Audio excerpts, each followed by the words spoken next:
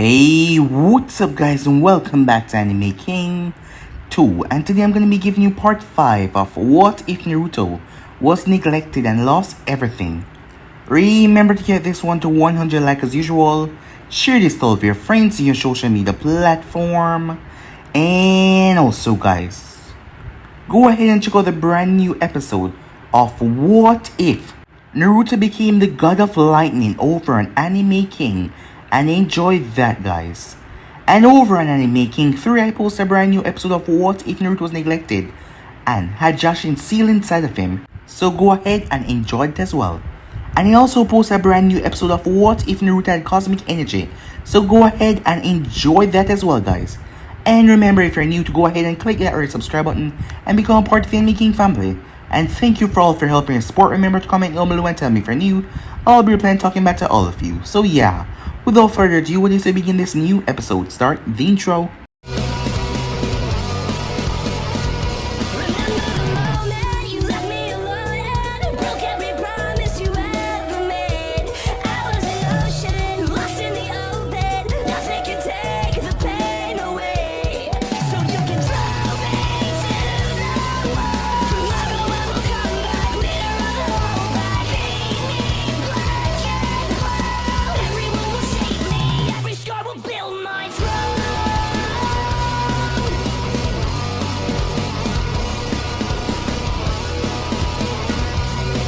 So, the last time we left off, Naruto had eaten toads, and Jiraiya could not make him sign the toad contract.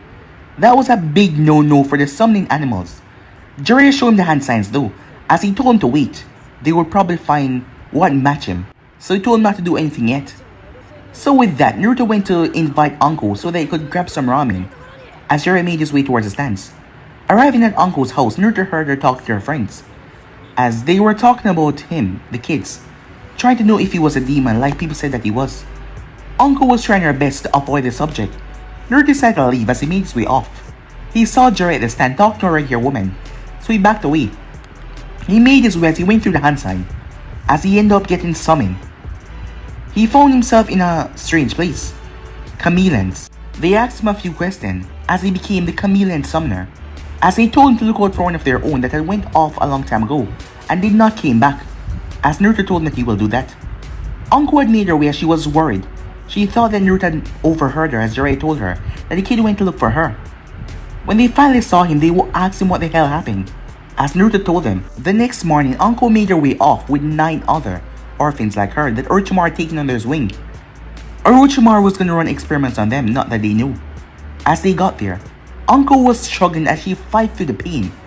She knew that she could not leave Naruto behind as she fought through the curse mark.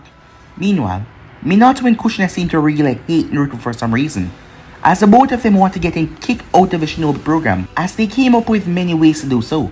They really wanted him out of it, and they seemed to have a real bad hate for him. This hate caused Minato to isolate herself from Kushina, as they were no longer friends at all, as only a couple of people knew why they hated Naruto.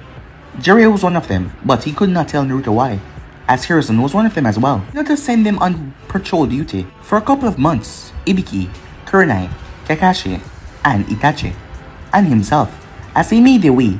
2 months had passed after that, as Kurenai just couldn't get enough as Naruto was so adorable to her. Something happened though, as he had to make their way out there quick. Kumo ninjas, as Itachi and Naruto had fended them off, and Naruto had grabbed the sack away from the leader of the group. As the High came out there and attacked the remaining member as Kurenai caught one of them in her genjutsu. As Hinata was in that bundle, the 3-year-old Hinata held on to Naruto tight, as Heishi called his daughter over to him, as Heishi thanked them for stopping the pursuers from getting too far, as Kakashi told him that it was because of Itachi and Naruto. The man thanked them once again in the bow. As he made his way towards the village, Kumo tried to kidnap his daughter. So yeah guys, with basically that's what I thought you guys can switch across the blaze and check out for yourself. So this is begin this new episode. Kurenai dropped the genjutsu on the Kumo shinobi, as the man had foam coming out of his mouth. He killed himself before he could give up information, she said. What the hell were they doing here to begin with? Said Ibiki. To steal the Byakugan from Konoha, obviously Kakashi said. But for them to actually go after Hayashi's daughter, they had to be really desperate. Itachi frowned as he turned his gaze towards Kakashi. Kakashi-sensei, why the Byakugan? Wouldn't stealing a Sharingan be worth more? The Sharingan, Itachi, has to be awakened. The Byakugan, on the other hand, is a bird thing. You either have it and you're a Hyuga, or you do not have it and you're not a Hyuga. And no one will miss the Uchiha that already have an active Sharingan. Too risky, said Ibiki. As he bandaged a wound in his right arm, he was held by Kunai. The girl smelled like cinnamon rolls, said Naruto. Everyone turned towards him with a puzzled look. Seeing everyone gaze on him, he looked up. What? What does that have to do with anything? Kakashi asked. As Naruto tilted his head like he was lost in thoughts. Nothing, I suppose. I just thought that she smelled nice. Itachi moved forward as he placed a hand on Naruto's forehead. Kakashi-sensei, I think he has a high degree fever. Probably from the red snake venom earlier. But I saw him suck the venom out. Wait, what? Kakashi quickly laid Naruto down. Wait, what's happening? You don't suck rattlesnake venom out. It happens at the start of the battle, coupled with an increase in heartbeat, spread the poison around. But he take an anti-venom earlier, but his body did not have time to rest, said Itachi. We need to head back to Konoha, said Kunai. The mission isn't over yet, said Kakashi, as his hand was glowing green. As even he knew a basic medical ninjutsu. He breathed out a sigh of relief. The anti-venom is working, he said. He just needs some rest. If we get into a risky situation, we will immediately make our way to Konoha. But I'm sure by tomorrow he'll be jumping around, said Kakashi. He picked Naruto up and placed him on his back. Now, let's get back to camp. We have to move out. We have to be in the northern area of Konoha by tomorrow. Shibuya town is there. We can have Naruto rest in a hotel room for a night. And with that they move off. Kunai frowned when she heard about that city. It was a pleasure village. It held many brothels, midnight bars, but more importantly, it held Kakashi's favorite book. Kakashi-sensei, Itachi said casually, walking behind the sensei. If you are risking Naruto-kun's life over the recent published Ichi book, I will not hesitate to burn every single book and the libraries, and I will plant hints to claim that it's your fault. That's a really traitorous thought, Itachi-kun, especially to high-level literature. Itachi, if you need any help, we can testify for you, said Kunai. Yeah, we can plant evidence against him, said Ibiki. Kakashi sighed, really. What a team of ingrates. Meanwhile, Naruto was in dreamland as he felt a soft cushion on his cheek moving. He didn't want to let go of it, so he held on to it tightly. But he felt it moving more and more as he realized he wasn't sleeping in a bed. In fact, he was on a giant, blue, furry tail. He slowly turned to look at the giant cushion that he was on. Naruto froze as he saw the large nine-tailed fox. The fox was blue, its 9 tails spreading out. Oh, Kami, it's a Kyuubi. So was the fox finally talking to him, he wondered. He then realized it was sleeping as he heard the snoring. It looked like a plushy toy, but it had claws and fangs. As the fox snored, not even seeing Naruto staring at her, the boy winked as he looked around. There was even an exit. Naruto noticed a chain necklace around the fox's neck that was pressed down tightly. He moved forward as it looked too tight for the poor beast, so he loosened it up. As he did that, the large eyes snapped open as Naruto fell. The blue fur started to turn purplish as Naruto gripped his chest as he felt a jolt. The fox closed his eye, not even hearing, as Naruto's eyes snapped open as he woke up. Naruto felt fine. Was fine the way to put it, considering that he heard snoring all around him, as he felt someone tugging at his left hand. Someone was holding on to it. As he picked himself up, moving, making Kunai move as well because it was her turn to look after him. As she blinked, "Are you feeling better, Naruto-kun?" she said. "Yes, Kunai-san," said Naruto. "Good," she said as she muttered something else under her breath. But he did not hear. "What was it, Kunai-san?" he said. "I said that you did something irresponsible that might have resulted in your death. And it was stupid to do so with only Itachi and Ibiki," she said. As Naruto looked over to the camp. "No, it wasn't, because I was with Itachi," said Naruto. As he smiled. "If they told you to go to hell and bring a person with you to fight the devil, who would you bring, Kunai-san? You would bring Itachi to hell with you? Is that what you're trying to say?" Naruto shook his head. "I would bring him because I know, with him as a team, we would get through it in a blast. He has always watched my back since I was younger, and I start to watch his. So when the time comes, I'll be there to have his back as well." Interesting concept, but it doesn't explain why you dashed off like that. Ibiki and Itachi said that you simply left camp. Lucky they followed behind you. So why did you leave? As Naruto's eyes closed for a few seconds, before he opened them back. You were discussing about my future options, without even noticing that I was there. I am tired of being ignored, Kurenai-san.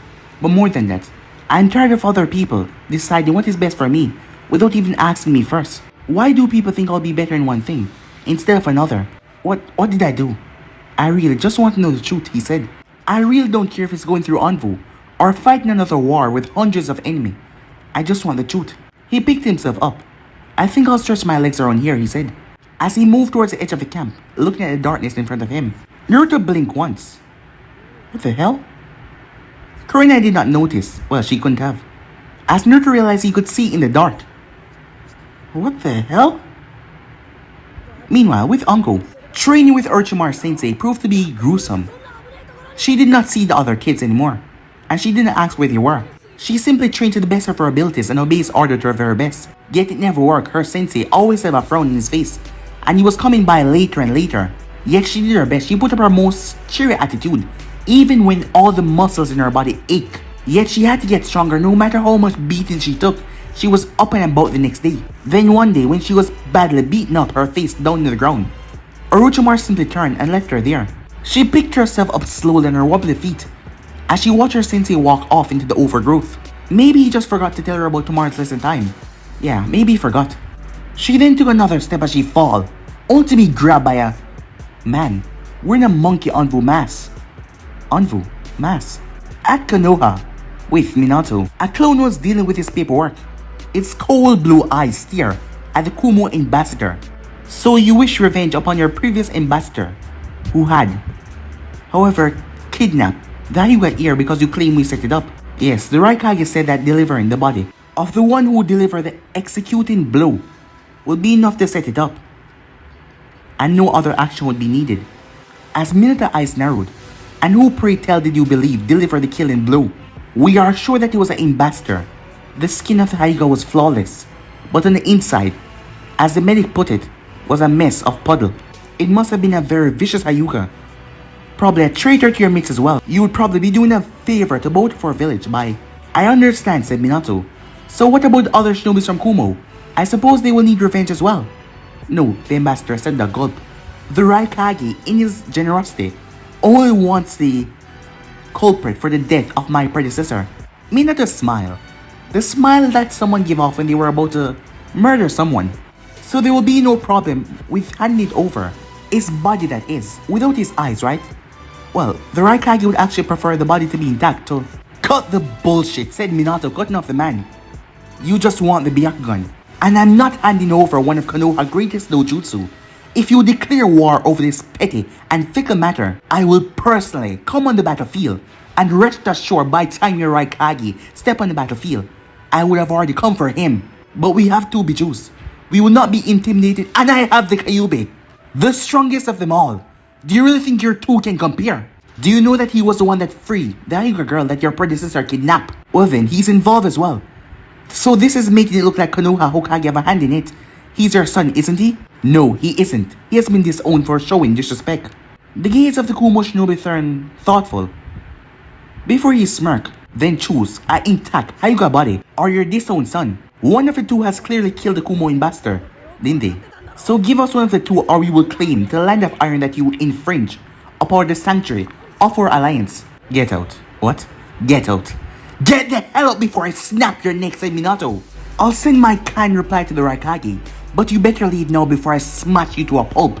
As the ambassador quickly took leave before he was killed, Minato turned to his clone who had stopped doing the paperwork. Go speak to Hayashi. I will have to call over Anbu team to watch the ambassador leaving. The clone moved to the window as Minato made his way towards the door as he spoke to his secretary. Get me a civilian's Anbu team on the ready now, he said, as he closes off his door. Turn around just in time to see Danzo and 4 root operatives. You know, usually one knocks before entering a room. As Minato frowned, it appears, Danzo said, that Orochimaru was conducting horrible experiments on the population of Konoha. These are the report on the matters.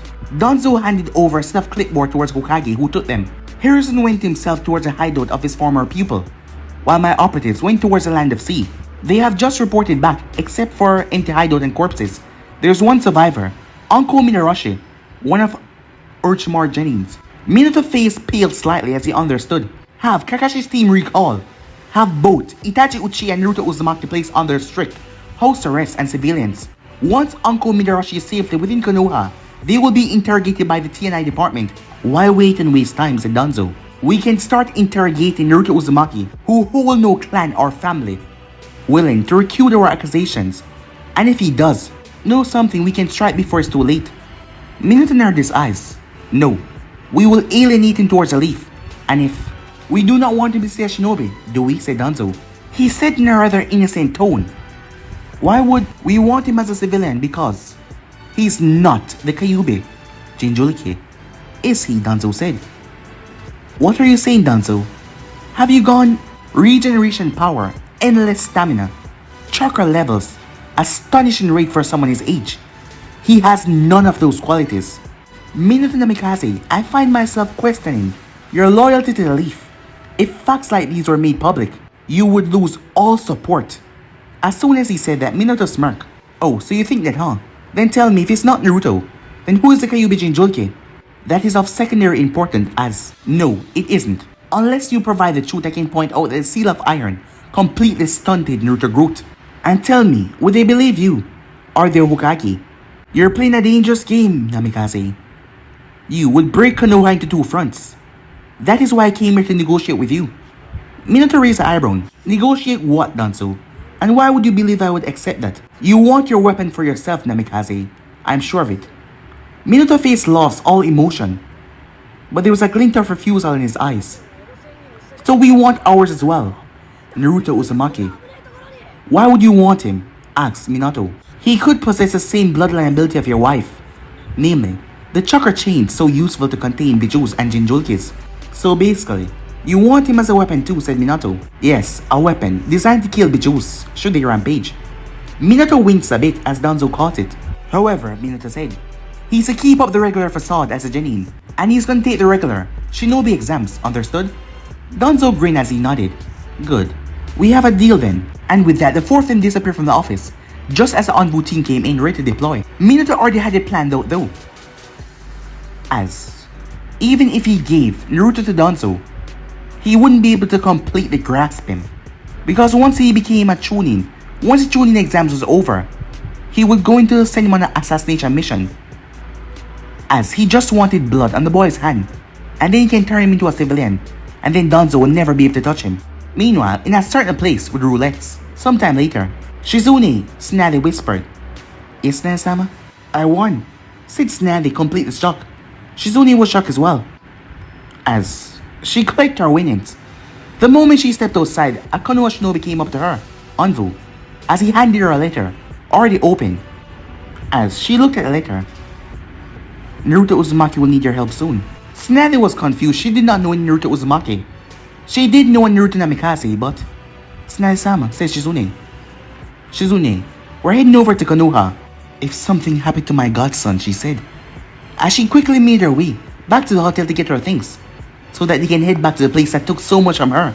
And it would not take any more unless it over her cold, dead body. Timeskip, Konoha gates. Kakashi didn't like being called back during a mission, being called back by a root operative. Nevertheless, the reason for being called back that had something to do with Naruto Uzumaki was even worse. He looked at his group. They have grown a lot as a team, and Ibiki and Naruto had a lot of things in common, especially truth being their favorite word. And Kurenai was just obsessed with how cute Naruto was. Fukaku Uchiha appeared at the gates. The man looked angry. Itachi, as he beckoned the boy over, there was two Uchiha with him, with their Sharingan activated on full view as they looked at the Anbu group. Itachi then felt something hit him in the back, as he turned to see Naruto shove him out of the way. As the boy fall right on his father, who grabbed onto him. Itachi was confused, as something that would have hit Itachi in the back of the head, a blackjack, hit Naruto as the boy fell unconscious. Both Kurenai, Ibiki, and Kakashi snapped their heads towards the Anbu group. But before anything else could be said, the Uchihas whisked Itachi away. But then, Hiruzen stepped on the scene, freezing everyone. I didn't think he would hit a boy from saving his friend from such a gruesome treatment. As he picked Naruto up as he turned towards the Anvus, who were nervous. We are to bring him in for questioning. of possible treason. Hiruzen thanked Kami that he wanted to see the boy as soon as possible, as he found out what Orochimaru did, and he knew how slick Danzo can be, involving the boy in this. That is why as soon as he felt them arrive, he made his way towards the gates. Then I'll come too, Hiruzen said. We can't. Oh, Sarutobi-sama. Only a family member belonging to the council can speak in the boy's defense, or a neutral entity that refer to Konoha civilian district. Then I'll carry him, and I'll stay right next to him.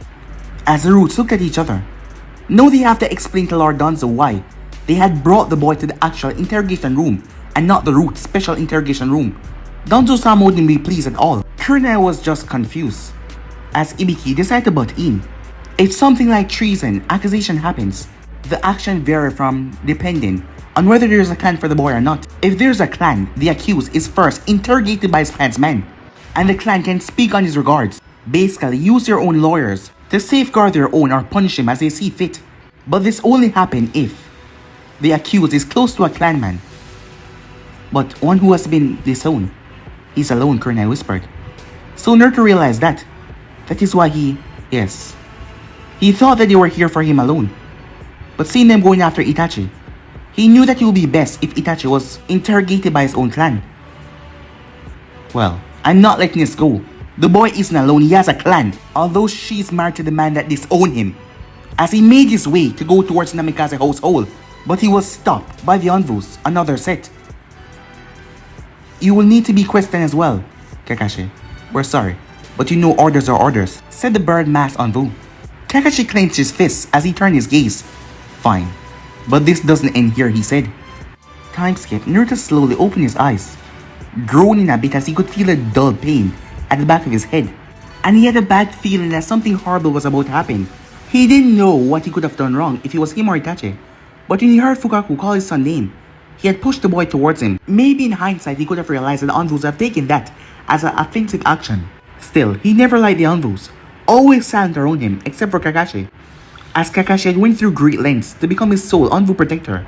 The pain was still there, lingering in the back of his head. His eyes turned towards a strange brown fuzz next beside him, but he couldn't quite catch what the brown fuzz was saying. His head blared from the pain before everything snapped back to normality. Naruto, are you alright? Hiruzen asked, a worried tone in his voice, as he was sitting in a chair next to Naruto's bed. Taking a look around, he noticed that he didn't actually lose his vision. The wall seemed to be pitch black, as he saw a flicker of lights from the prison cell that he was actually in. Hiruzen-san, said Naruto, as he had to keep himself from throwing up. He felt a vial in the back of his throat. Was a hit to the head what caused all of this? Probably he should have read something about envoy strikes, but he didn't know if there was a book actually about it. Was there? I feel dizzy, he said. Now, Naruto-kun, you can call me Gigi as always, said Sarutobi with a grandfatherly smile. I'm gonna have you check once we get out of here. Naruto nodded as he said nothing more. Hiruzen frowned. Was the boy not gonna ask about this treatment? Was he actually hiding something about Orochimaru? Did he know the reason why he was taken like this? No, there was no way that was possible. And besides, he could simply ask him. You aren't scared, Naruto-kun, he said. No, it wouldn't matter, would it? Said Naruto as he looked up and down. Well, do you know why you've been taken in custody? At that question, Naruto nodded. Oh, you do? What is it that you know then? Asked Hiruzen. If the boy was hiding information on Orochimaru experiments, as much as it pained him, it would make everything more difficult. If he was still Hokage, he could have said that the boy was being used by the snake trader, but he was not. It's because I spoke with it, right? Naruto whispered. But it was sleeping, and the choker was hurting it. I mean, who would do that to such a poor creature? Repeat that, please, Hiruzen said. I spoke with the Kyuubi, right? That is why Naruto sat up in the bed. He saw the Hokage's face turn into a snarl, but not at him. Danzo, come out this instant! As Hiruzen turned towards the cell. Danzo, wearing a black cloak, one of his eyes covered by bandages, the rest of his body being black as he was wearing a black cloak. As he took a couple of steps forward from the side of the corridor. Hiruzen, you shouldn't scream too much. It's not good for your health. What are you doing here? You know, I want to know why the boy was brought to a prison cell instead of being carried to an interrogation room. I could ask you the same thing. As Danzo slipped, the cell door opened, allowing them passage out of there if they were to. I am making sure someone I hold dear does not get harmed from my very own pupil actions. Come near to said Hiruzen. As the both of them started to walk, as Danzo went on the opposite side, there were shinobis inside, but neither of them said anything at all. There was just this tension that all the shinobi inside the cells felt, and they kept their mouth shut. The two elder man escorted the small boy to be questioned. Danzo didn't know what it was, but he was in the light and the darkness. Harrison being the kami of all shinobis, and Danzo being the yami of shinobis, the light and dark.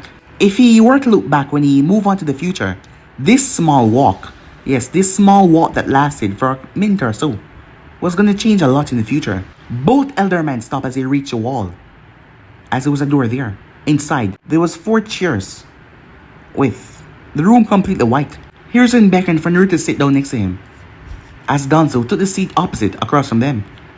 A few moments and Minato entered as he sat down right beside Danzo. Naruto Uzumaki, Genin of Konoha, you stand here under questioning of the betrayal of your former sensei, Orochimaru of the Sanins. Naruto pale. Wait, if Orochimaru... If he... Is Anko alright? He said. Harrison smiled, worrying about teammates and of himself. A true Konoha shinobi. But Minato's eyes turned cold, filled with hate. Uzumaki, I am the one asking the question here. As Naruto whimpered a bit and lowered his head, muttering an apology. Hokage-sama, there's no need to show emotion in this place, Danzo whispered. We must take off the information the boy has to offer. Please, Naruto-kun, do tell us everything you know about your sensei. Harrison spoke up first. Are you actually asking him his personal thoughts on his teacher, just so you can use it to your advantage later by claiming some of his reports are biased, based on opinions? Minato gritted his teeth. He knew that having the third year wouldn't help. He was just a beacon, this spark that Minato hadn't surpassed yet. He was always there, something to show that he was above him. I will never do that, Sarutobi-san, said Minato, as Danzo turned his gaze towards the boy. Though with such a fierce attorney, it seems like we will not be getting anything out of Naruto-kun today. I might be able to answer the whereabouts of Uncle Midarashi if the boy was to comply. Who said you wouldn't cooperate, said Harrison. Just to make sure though, I want to be a formal witness and remain dependent by the boy. Unfortunately, only a clansman can be a defendant for the boy, since there's a matriarch of the Uzumaki clan, and given that she's not here, then there can be no other defendant to come. However, renouncing a clan is another matter, and that can be done quickly, said Harrison. No, Minato thought. If Harrison adopted Naruto, that would just... no. Unfortunately, due to his Jinchuriki status, only a blood clan relative can hold adoption. Minato sighed in relief, quietly and really quickly. That is an old law, as old as the time when our teacher was still a first Hokage. Still, it has never been abolished. Then it seems I will have to force my way through the process, force my way through the jewelry, and force my way through the judge, said Harrison. Well, that would probably end in high treason, said Harrison as he looked at Minato. Come on, boy. I chose you for this spot because you were loved by the people. But remember, I was chosen because I had the guts to go through with my high words.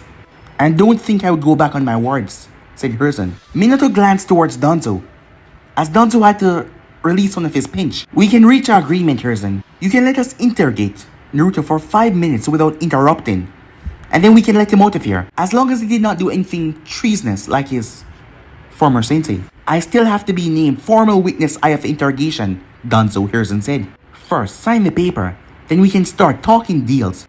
Danzo wanted to grit his teeth, but then something hit him. As he smirked, I wonder how Midarashi Anko is going to enjoy her long-winded interrogation. Since Naruto-kun won't answer us completely, then we might have to extract all information from her. The last report said that she was barely healthy. Harrison slammed his hand on the table, cracking it. Danzo looked at the man with no emotion. But Minato and Naruto had emotion all over their faces. Danzo saw that he had to push. I suppose some methods might even break something. Maybe she won't even be a kunoichi for any longer. Go back to the poor people check. That is barely enough to live by for a normal person, correct? Or maybe she will be rather arrogant, so we'll have to break her down for us to get started. As Naruto's eyes widened, Anko would definitely not gonna go down so easily. Danzo, not another word. Harrison, have you lost your mind? I'm barely stating the truth, Danzo said with a smirk. Without anyone to cross-check her words, we would be forced to harm her a great deal. Itachi Uchiha won't give us much, seeing that he's being defended by his clan. And if you don't speak, then we'll have to claim her a liar. I'm tired of this, Naruto whispered. All of them heard him. People always choose for me, always doing things. Is it that hard to let me choose? Well, no, I'm the one chosen. I'm gonna talk. If you don't harm my ear on Anko or Itachi-kun. Danzo quickly caught up with that. Sarutobi-san should quickly leave the room. He won't unless you plead for him to do so though. Danzo could feel the murderous gaze coming from Hiruzen. Naruto, you can't be. Naruto shook his head. Sarutobi-sama, well, I thank you for your help. I can't have a clan head protect me and Minato-sama 24 hours of a day from the Hokage and his agents. I'm not that selfish. As he turned his gaze towards Minato, I'm doing this for my friends and my teammates, said Naruto. Isn't that the will of fire? Even Minato could feel the boy gaze. He simply stood up and went out to get the paperwork done as Hiruzen hugged Naruto and whispered something in his ear. Talk only when the papers had been signed. As he left, well, we have been left alone, haven't we? As Naruto did not say anything to him. Not speaking like Hiruzen said, huh? After this interrogation is over, you all will be assigned to different teams to keep better track on you. You probably won't meet each other again until Chunin exams. As Naruto was shocked. Was the last meeting with Itachi gonna be like that? Him pushing the Uchiha and then getting knocked out? You're lying, Naruto whispered. Danzo nodded. Indeed I am. Did you know? Or were you simply hoping that was the case? Naruto shut his mouth. He was told not to talk until documents are signed, so he kept his mouth shut. Ah, you see, words are like candles. As he tapped his finger on his chin. One, bring another, until they flow, drenched together, interrogating opponents.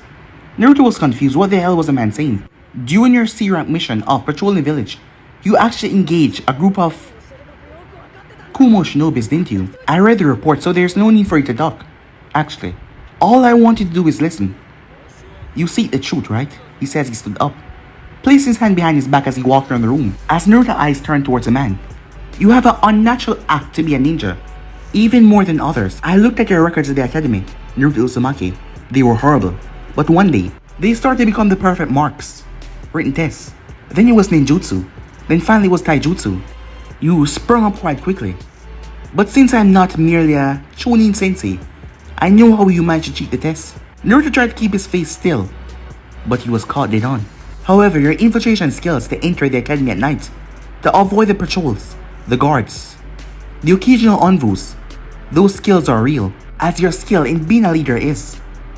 You convince your teammates to follow you through your plan, earning their trust with little to no instructions. You see, you have a gift, Naruto, Danzo said.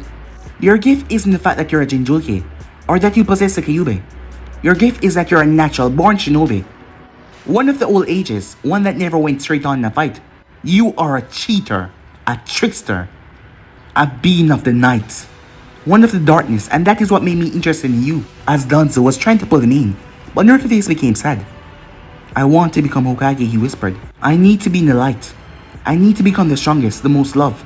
I want the truth, and I won't obtain that in the darkness, he said. Danzo simply chuckled, a brief chuckle before he sat back down.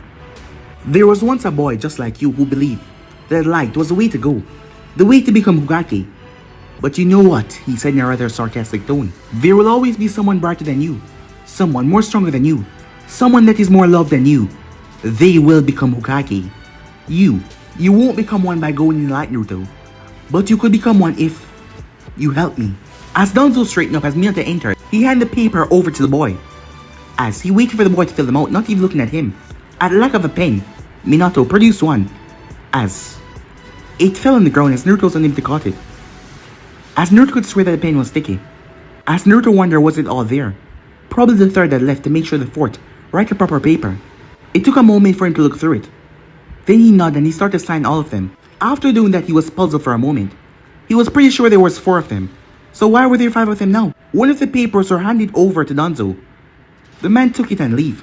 Naruto-gun, we will see each other for training tomorrow morning at 5 o'clock at the Root Barracks. At those final words, Danzo left the room. Well, no one can take eyewitness to the incidents, Minato said, his eyes not even staying on Naruto for too long. It seems like he couldn't even face the boy who was trembling a bit. After a couple of routine questions, Minato asked him something that made him think. So, did Orochimaru kill anyone from Tanzuka Town? Well, yes he did. Minato's eyes narrowed. And did you kill anyone from Tanzuka Town? As Naruto nodded, yes good. That will be all. As the man was gone in a bright yellow flash, confusing Naruto, can I go then? He stood up as he made his way to the door. There was no guards outside. He did say it was all, so he made his way. As Naruto looked around, he never actually been to the prison before, so he didn't know where the exit was. He didn't even see a guard. Bam! Something slapped him in the face. Another blackjack knocked him in the wall as he fell unconscious. With Anko, memory or a pain. Every time she closed her eyes, she felt this stinging sensation in her chest. That man's smile, his words came back to her, and it haunted her to no end. She had had a crush on him, a fickle thing. Only a stupid, bratty Kunoichi could have had, and he trampled on it. Not only that, he used it to his advantage, like any other ninja would have done, right? As she lay there, she was now 13 years old. Her birthday had passed without a hitch. When was Naruto's birthday? She didn't know. She didn't even ask him about that. But she did boast about it, didn't she? As she wondered if him being disowned mean that he didn't have a family register, so he wouldn't have a birthday. If that was her, she would have made her birthday fall on every single day. Gifts all year long. Where did that stupid thought came from? As she cricked her eyes once open again, to stare at the masked face of the Anvu. The Anvu that seemed to have become her personal caretaker. She was thankful that the long trip was over now. Konoha was near, wasn't it? It had taken a month to get back. And sometimes she was forced on piggyback rides. Because she couldn't keep dashing through the trees, the seal would hurt her. She couldn't use chakra without it running through her body like liquid fire. Finally, her hazel eyes settled on Konoha Gate. But she never expected the crowd. How did they gather there? Did someone warn them? There were some moments when she thought she was going to be saved by Orochimaru. But she shook that thought from her head. For a moment, she thought the crowd was there for her, worried. But then she heard the whispers and the stares upon her. Was that how Naruto felt? Walking around as a Kyuubi Jinjulke. But she was a victim here. She hadn't. The snake horror is back. The whisper from the crowds could be heard. She must know where my baby is. The witch. All those poor Genins dead as she lived. She had to be his play toy for him to let her live. As she was brought towards Hokage's tower, where she stood in front of the Hokage after a few minutes, the man looked angry. No longer smiling, just angry. Tell me everything you know about Orochimaru. Everything. Everything you saw, everything you heard. Leave a single detail, a small detail out, and I can guarantee you, you won't like it one bit. Anko started slowly at first. As she told him everything, she had many questions. What happened to Itachi and Naruto? Orochimaru even, what did he do? But she couldn't ask them. Even the color of Orochimaru's sofa was added in. She told him everything and all. Dude, you can go. She was confused. Only this, she said with a small smile. No torture or anything? I can just go? Normal procedure require to cross-check the witnesses of someone that is a traitor.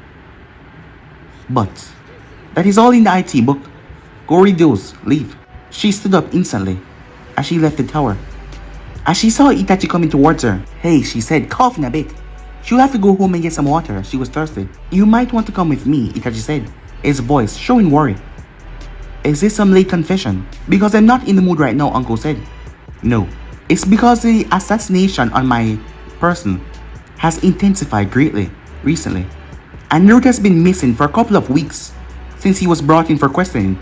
Uncle's eyes bulged. Was that why the Hokage was in a foul mood? As soon as she finished the sentence, Itachi threw a kunai near her, parrying it with an arrow bolt that went down to the ground. As Anko turned around, the assailant had already been taken off. It appears that it has to do something with the Senju clan returning to Konoha, mainly Tsunade of the Senju, the legendary Sani. As Itachi held onto his kunai and kept on walking with her. I need some sleep right now, she said. Can you please bring me to my apartment, hoping that he was good at that kunai, because she didn't want to die. You might want to go there tomorrow. At the moment, there's nothing salvageable there. What? Uncle whispered, as it came out as one, even though she wanted to shout, her throat was so parched. After Orochimaru's betrayal and his experiments came to life, a mob, formed by those who lost their loved one, their children, came rushing to our homes. Naruto's apartment isn't even there any longer. They burned it to the ground. The Uchiha compound was left unscathed, but in years, they went with far more horrible stuff. As Uncle wondered what was he talking about. How could it be worse than burning down an apartment building? What did they do? Paint the walls pink? She had to act tough after all, trying to hide her emotions inside. No, they will. I don't want to talk about it, Itachi said.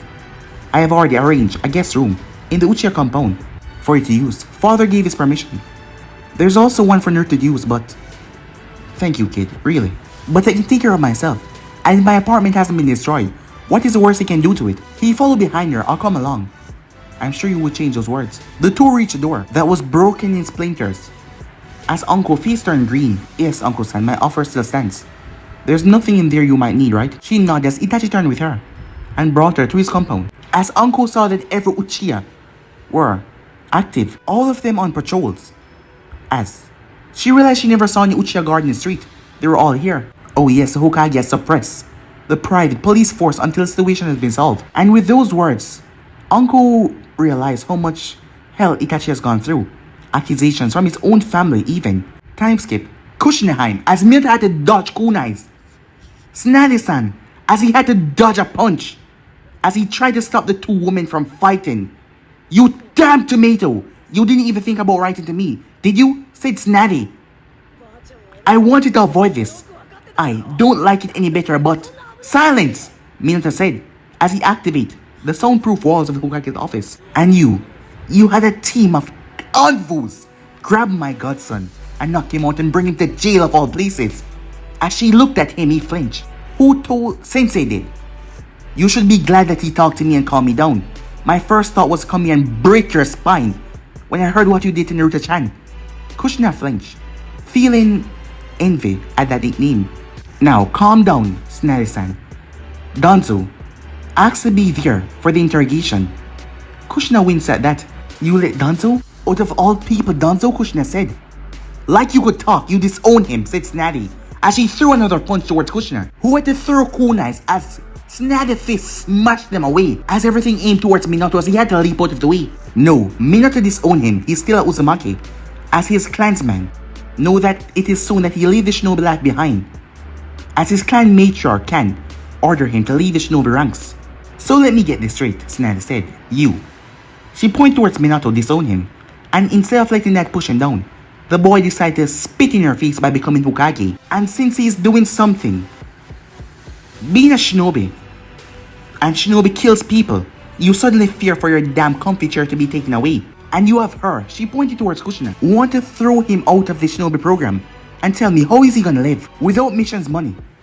Who would hire him in the civilian sector? Well, he could come back with Tsunade's feet cracked the ground as she snarled at Kushina. Oh yeah, he would really come back to such a loving, tender family, would he?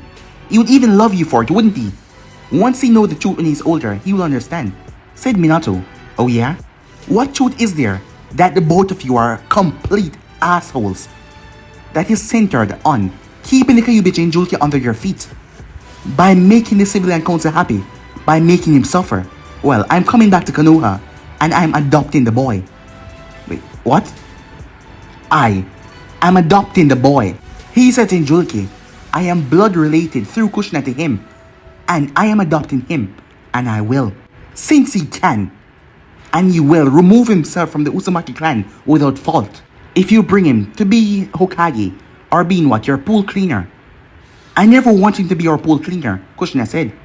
He could become a teacher at Civilian Academy once he dropped out of the Shinobi program. For who? Tsunade yelled back. And it's not like you have anything to say on it. I don't know what your truth is, and I truly don't care.